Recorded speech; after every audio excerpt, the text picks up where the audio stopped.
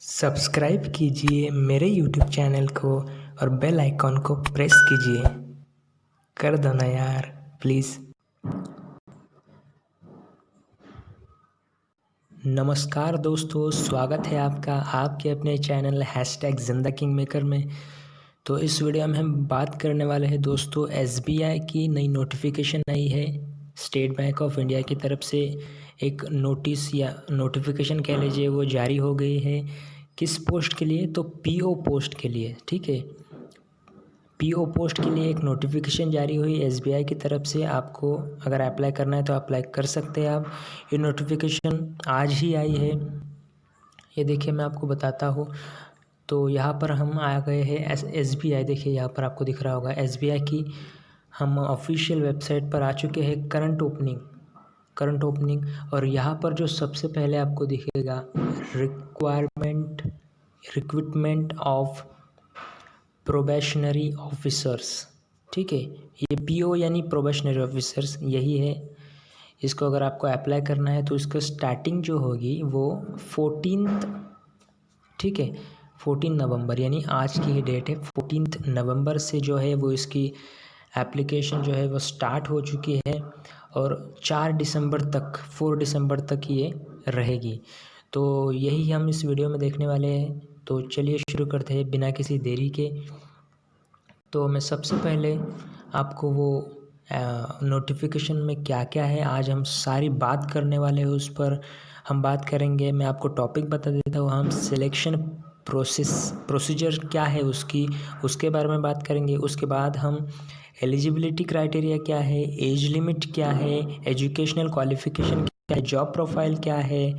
उसके बाद हम एग्ज़ाम का पैटर्न, उसका सिलेबस, सेंटर, वैसे ही जो आपकी थर्ड स्टेज है इंटरव्यू, उसके बारे में भी बात करेंगे। और फाइनली हम सैलरी के बारे में भी बात कर लेंगे। ठीक है, तो चलिए शुरू करते हैं बिना किसी देरी के दोस्तों बात करेंगे इसके वैकेंसीज़ की। तो आप देख सकते हैं यहाँ पर मैं आपको मेंशन कर दूंगा इसकी जो वैकेंसी है, टोटल वैकेंसीज जो है इसकी, उस पर हम बात करेंगे अभी। ये देखिए इसकी जो टोटल वैकेंसीज है वो है 2000 इसकी कुल वैकेंसीज है। और कैटेगरी वाइज इनको डिवाइड कर दिया गया है। आप चाहे तो स्क्रीनशॉट भी ले सकते हैं। वीडियो देखते देखते लीजिए या वीडियो के बाद देख लीजिएगा। और इसके भी कोई डाउट मत रखिएगा। ये जो ऑफिशियल नोटिफिकेशन है इसकी PDF जो है ये मैंने डाउनलोड करके रखी है। मैं अपने वीडियो के नीचे डिस्क्रिप्शन में इसकी भी लिंक दे दूँगा। अगर आपको मेरा कहा या मेरा ये वीडियो से समझ नहीं आता, वहाँ से आप डाउनलोड करके आप अच्छे से अपने तरीके से पढ़ सकते हैं। ठीक है, तो इसकी PDF जो होगी वो मैं मेरे वीडियो के नीचे डिस्क्रिप्शन में दे दूँगा। लेकिन फ़िलहाल आप ये समझिए कि मैं इसको डिस्कस कर रहा हूँ, वो आप फ़िलहाल समझ लीजिए। ठीक है, तो हम इसको डिस्कस करेंगे। तो देखिए यहाँ पर फ्रेंड्स 2000 वैकेंसीज़ है। कैटेगरी वाइज अगर हम कहें तो SC के लिए 300, ST के लिए 150, OBC के लिए 540। तो ये आप देख सकते हैं यहाँ पर कैटेगरी वाइज वैकेंसीज़ है। आप चाहे तो उसके स्क्रीनशॉट ले सकते हैं। उसके बाद हम बात करेंगे दोस्तों कि इसका सिलेक्शन प्रोसीजर क्या है, यानी सिलेक्शन कब होगा, एप्लीकेशन कब आएंगे। तो ठीक है, हम यहाँ पर चलते हैं। इसका भी आप स्क्रीनशॉट ले लीजिएगा अगर आप चाहे तो। एप्लीकेशन इसका जो स्टार्ट हो रहा है वो 14 नवंबर यानी आज से इसका एप्लीकेशन फॉर्म भरने की तारीख स्टार्ट हो गई है। 4 दिसंबर जो है ये इसकी लास्ट तारीख है। ठीक है, और फीस पेमेंट, आप फीस पेमेंट करते हैं ना फॉर्म भरते समय, वो भी 4 ही तारीख रखी गई है। ठीक है, 4 तारीख तक ही आपको इसका पेमेंट कर देना है, ऑनलाइन या ऑफलाइन। ठीक है, उसके बाद आपका जो एडमिट कार्ड आएगा वो आएगा 3rd वीक ऑफ दिसंबर। ये देखिए यहाँ पर 3rd वीक ऑफ दिसंबर आएगा।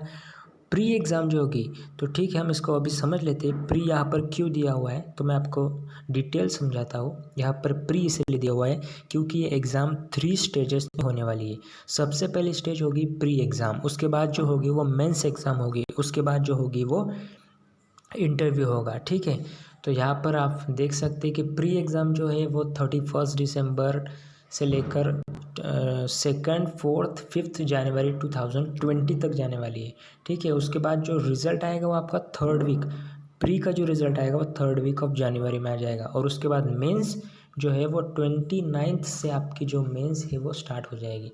ठीक है, तो आप देख सकते हैं, इसके लिए मैं आपका पूरा डिस्कस करूँगा। ठीक है, तो इसमें होगा क्या हम देखेंगे आगे। तो देखिए फ्रेंड्स, आप देख सकते हैं जो आपका प्री एग्जामिनेशन होगा, मैंने बताया ना 3 स्टेजेस में होने वाला है। तो आपका जो प्री एग्जामिनेशन होगा वो आपका जो होगा 3 टॉपिक्स पर होगा। टॉपिक्स क्या है? इंग्लिश लैंग्वेज, ये देखिए आप यहाँ पर देख सकते हैं, English language, quantitative aptitude and reasoning.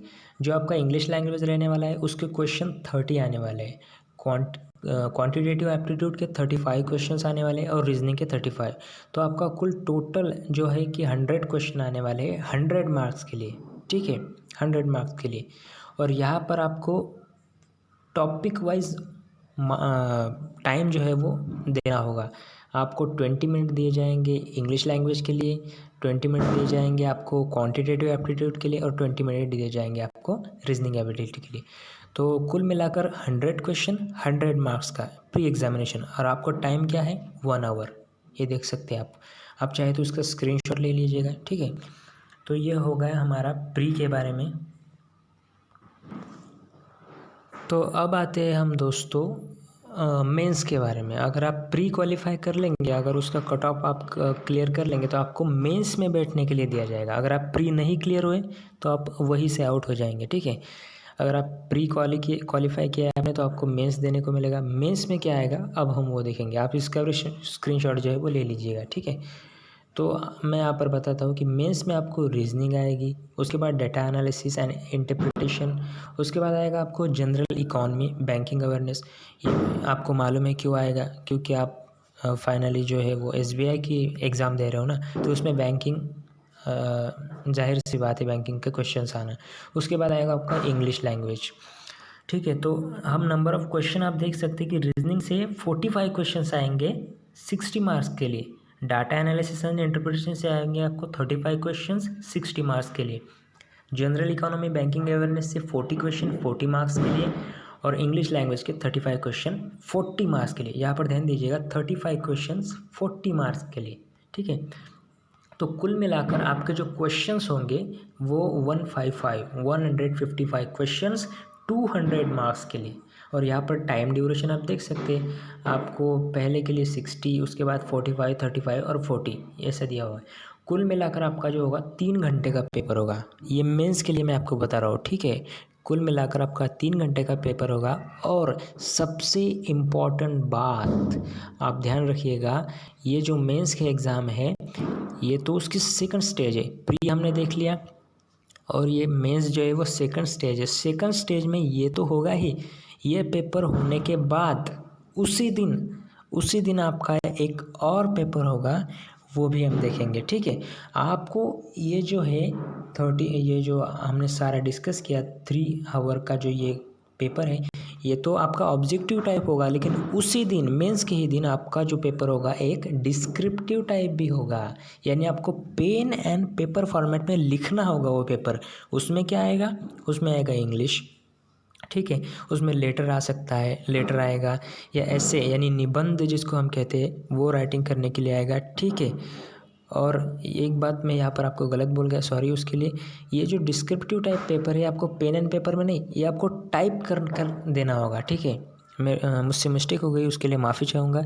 ये जो डिस्क्रिप्टिव टाइप पेपर है वो आपको पेन एंड पेपर में नहीं, टाइपिंग करके देना होगा। इसलिए आपको टाइपिंग स्पीड भी आपकी उसमें चेक की जाएगी, स्पीड भी चेक की जाएगी, आपको कंप्यूटर चलाता आता है कि नहीं ये भी चेक किया जाएगा। फाइनली ये सब उसमें आता है। ठीक है, तो आप पूछेंगे कि इसमें टाइम कितना मिलेगा, तो आपका 30 मिनट का ये पेपर होगा। ठीक है, 30 मिनट का, और टाइपिंग पे होगा। टाइपिंग में क्या आएगा? आपको लेटर टाइप करना होगा।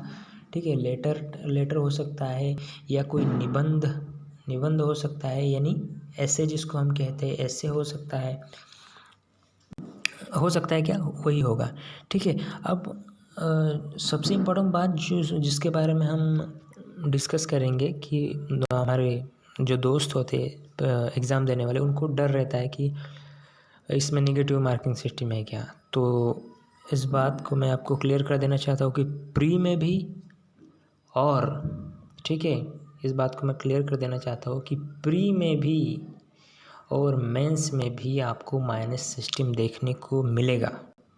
ठीक है, प्री में जो है यहाँ पर मैं आपको दिखाता हूँ, प्री में 1/4 आपका नेगेटिव मार्किंग है और मेंस में भी आपका 1/4 मार्किंग है। ये सबसे इम्पोर्टेंट बात है, इसलिए हमको थोड़ा रिस्क लेकर ये एग्ज़ाम जो है वो सॉल्व करना होगा, थोड़ा सीरियस, क्योंकि यहाँ पर नेगेटिव मार्किंग सिस्टम है, वो भी 1/4।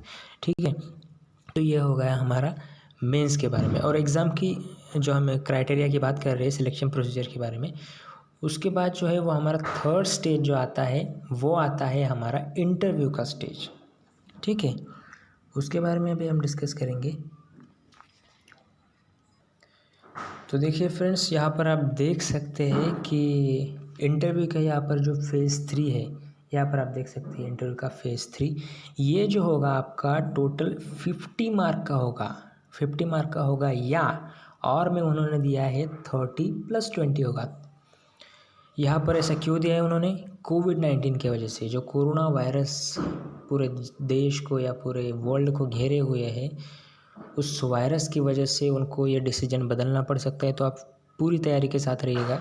अगर इंटरव्यू हुआ तो 50 मार्क का भी हो सकता है, अगर कुछ प्रॉब्लम आती है तो वो 30 + 20 मार्क का हो सकता है। अगर 50 का हुआ तो पूरा इंटरव्यू आपका इंटरव्यू जैसा ही होगा, उसमें क्वेश्चंस पूछे जाएंगे एक्सेट्रा एक्सेट्रा।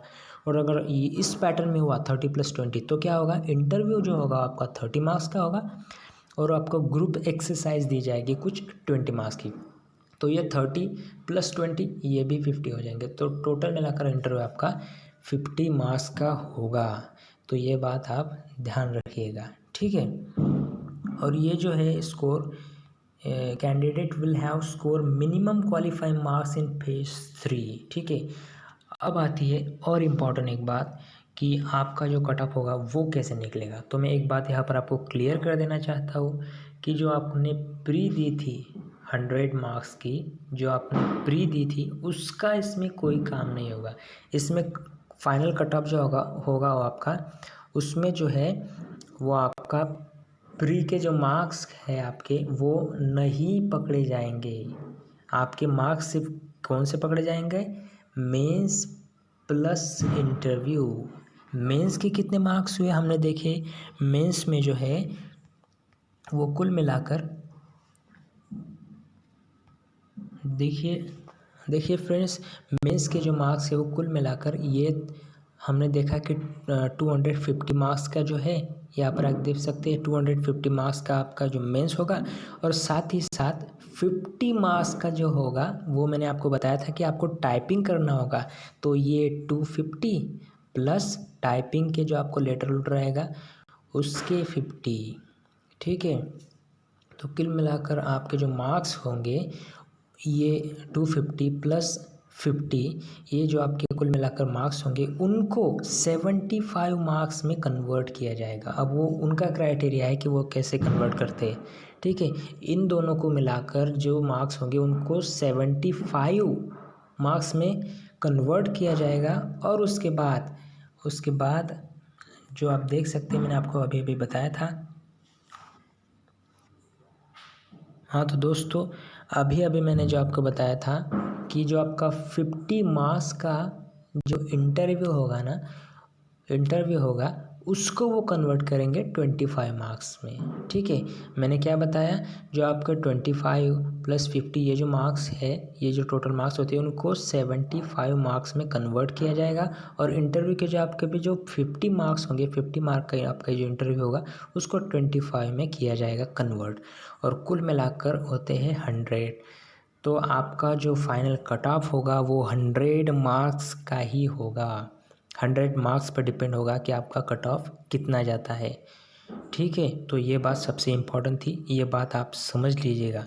ठीक है, 100 मार्क्स पर ही आपका फाइनल कट ऑफ आएगा, उसमें प्री का कुछ काम नहीं है। आपको प्री सिर्फ इसीलिए देना है कि अगर आपने प्री का कट ऑफ क्लियर किया है तो आप मेंस देने बैठ सके, इसी वजह से प्री का काम है।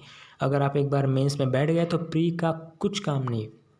ठीक है, मेंस प्लस इंटरव्यू के आपके मार्क्स गिने जाएंगे, उसका फाइनल कट ऑफ बनेगा, और वो भी ऐसे बनेगा, उनका 100 मार्क्स में कन्वर्जन किया जाएगा। ठीक है, तो आशा करता हूँ यह बात आपको समझ में आई होगी। अगला जो पॉइंट है हमारा वो हम देखते हैं अभी। तो फ्रेंड्स अगला जो पॉइंट है हमारा कि इसकी फ़ीस क्या रहने वाली है। ठीक है, तो हम फीस के बारे में आप देख सकते हैं यहाँ पर जो जनरल ओबीसी और ईडब्ल्यूएस के लिए वो 750 रुपीज़ है, और SC ST या हैंडीकैप लोगों के लिए जो है वो 0 रुपये फ़ी दिए हुए। आप इसका स्क्रीनशॉट भी ले सकते हैं। अब हम आगे देखेंगे इसके जो, ठीक है, इसके जो एज लिमिट है उसके बारे में हम देखेंगे। तो यहाँ पर आप सीधा सीधा देख सकते हैं, यहाँ पर जो है 21 to 30, यहाँ पर आप देख रहे होंगे, यहाँ पर 21 to 30 आपकी जो एज होनी चाहिए, वो भी कैंडिडेट बॉर्न बिटवीन, आप इस तारीख के अंदर ही आपका जन्म होना चाहिए। क्या तारीख है वो, ठीक है, मैं आपको बता देता हूँ। देखिए 1 अप्रैल 1999, अगर आपका जन्म 1 अप्रैल 1999 से लेकर 2 अप्रैल 1990 के बीच में हुआ है ना, तो आप इसके लिए फ़िट हैं। ठीक है, तो आप उसके तरफ से आप देख लीजिएगा कि आप इसमें बैठते हैं या नहीं। और एज जो कैलकुलेशन होगा यहाँ पर आप देख सकते हैं 1 अप्रैल 2020 से होगा। 1 अप्रैल 2020 तक आपकी एज 21 होनी चाहिए या 30 के आसपास होनी चाहिए। ठीक है, तो इसका ये एज क्राइटेरिया हो गया। ठीक है फ्रेंड्स, तो अब हम आते हैं अपने अगले टॉपिक की तरफ कि इसका जो एजुकेशनल क्वालिफ़िकेशन है, ठीक है, एजुकेशनल क्वालिफ़िकेशन ये क्या होगा इसका। तो यहाँ पर मैं आपको क्लियर कर देता हूँ। अगर आपने ग्रेजुएशन की डिग्री ले ली है, ग्रेजुएशन वो चाहे बीए हो, बीकॉम हो, बीएससी हो, कोई भी स्ट्रीम में हो, ठीक है, मान्यता प्राप्त रिकग्नाइज यूनिवर्सिटी से आपने किसी भी स्ट्रीम में, साइंस बैकग्राउंड हो, आर्ट हो, कॉमर्स हो, किसी बैकग्राउंड में आपने अगर ग्रेजुएशन कंप्लीट किया है, ठीक है, यहाँ पर आप समझिए, अगर आपने ग्रेजुएशन डिग्री जो है वो कंप्लीट की है तभी आप इसके लिए अप्लाई कर सकते हैं। ठीक है, जो इस साल ग्रेजुएशन कर रहे हैं, जो इस साल ग्रेजुएशन में अपीयरिंग है, वो जो है इसको नहीं अप्लाई कर सकते। ग्रेजुएशन जो है वो टोटली कंप्लीट होना चाहिए। ठीक है, तो इस बात को भी आप समझ लीजिएगा कि ग्रेजुएशन हमारा कंप्लीट होना चाहिए। अगर इस साल आप ग्रेजुएशन में है इस साल, तो आप नहीं अप्लाई कर सकते। ठीक है, उसके बारे में जो हमारा नेक्स्ट टॉपिक है वो आता है कि सेंटर, इसका जो एग्ज़ाम सेंटर है वो कहाँ है। तो मैं आपको बता देता हूँ, इसके एग्ज़ाम सेंटर जो है वो ऑल ओवर इंडिया है। ठीक है, ऑल ओवर इंडिया, पूरे भारत में इसके जो है वो सेंटर है, क्योंकि ऑल ओवर इंडिया की वैकेंसी निकली है। ठीक है, उसके बाद जो हमारा नेक्स्ट टॉपिक है कि वो सबसे बढ़िया, जिसकी स्टूडेंट बहुत देर से इंतज़ार करते हैं, तो वो जो हमारा टॉपिक है वो है सैलरी। तो सैलरी क्या होगी इसकी, तो इसके बारे में हम डिस्कस करेंगे दोस्तों। इसकी जो सैलरी होगी वो 45,000 के अप्रॉक्स होगी। ठीक है, 45,000 इसकी एक सैलरी होगी, और ये इनिशियल सैलरी होगी। इनिशियल यानी जो शुरुआती हमें सैलरी मिलती है, यानी हम ज्वाइन होते ही हमें जो सैलरी मिलती है इनिशियल सैलरी, वो होगी 45, और बढ़ते बढ़ते वो जा सकती है। ठीक है, तो ये सब हमने डिस्कस किया। मैंने जो आपसे पहले कहा था वो सब हमने डिस्कस किया। हमने डिस्कस किया सिलेक्शन प्रोसीजर क्या होगा, 3 स्टेजेस में एग्ज़ाम होगी। उसके बाद हमने एलिजिबिलिटी क्राइटेरिया, एज क्या होगी, एजुकेशनल क्वालिफिकेशन क्या होगा। उसके बाद हमने डिस्कस किया इसका पैटर्न, इसका सिलेबस, इसका सेंटर क्या होगा, और इंटरव्यू स्टेज के बारे में डिस्कस किया, और फाइनली हमने डिस्कस किया इसके सैलरी के बारे में। ठीक है, तो यहाँ पर मैंने सब टॉपिक्स जो है वो कवर कर लिया है मेरे ख्याल से। अगर कुछ छूट गया होगा तो आप मुझे कमेंट सेक्शन में कमेंट कर दीजिएगा। इसकी जो लिंक है, इस PDF, ये जो स्क्रीनशॉट जो है वो आपने ले ही लिए होंगे, शायद नहीं लिए तो कोई बात नहीं, वीडियो फिर से देखिए, ले लीजिए स्क्रीनशॉट। और इसकी जो PDF है, इसको जो पूरा मैंने अभी बताया, ये अगर आपको अपनी भाषा में समझना होगा, अगर आपको खुद से पढ़ना अच्छा लगता है, तो इसकी लिंक भी मैंने अपने वीडियो के नीचे डिस्क्रिप्शन में दे दी है। आप वहाँ से डाउनलोड कर दीजिएगा। और अगर आपको अप्लाई करना है तो आपको साइट पर जाने की कोई ज़रूरत नहीं, उसकी भी लिंक मैं आपको डिस्क्रिप्शन में दे दूँगा। ठीक है, वीडियो अच्छा लगा है तो वीडियो को लाइक कीजिए, इस वीडियो को ज़्यादा से ज़्यादा शेयर कीजिए और इस तरह की डेली अपडेट, छोटी से छोटी बड़ी से बड़ी अपडेट देखने के लिए मेरे चैनल को अभी सब्सक्राइब कर दीजिए, क्योंकि इतना तो बनता है बॉस। मैं आपके लिए इतनी बढ़िया बढ़िया वीडियो ला कर लेता हूँ। मैं आपको हर एक छोटी से छोटी और बड़ी से बड़ी अपडेट ला कर देता हूँ हर रोज़, और लाता रहूँगा। इसलिए आपका भी काम बनता है, एक छोटा सा लाइक तो बनता है, और चैनल को सब्सक्राइब कर लीजिए प्लीज़।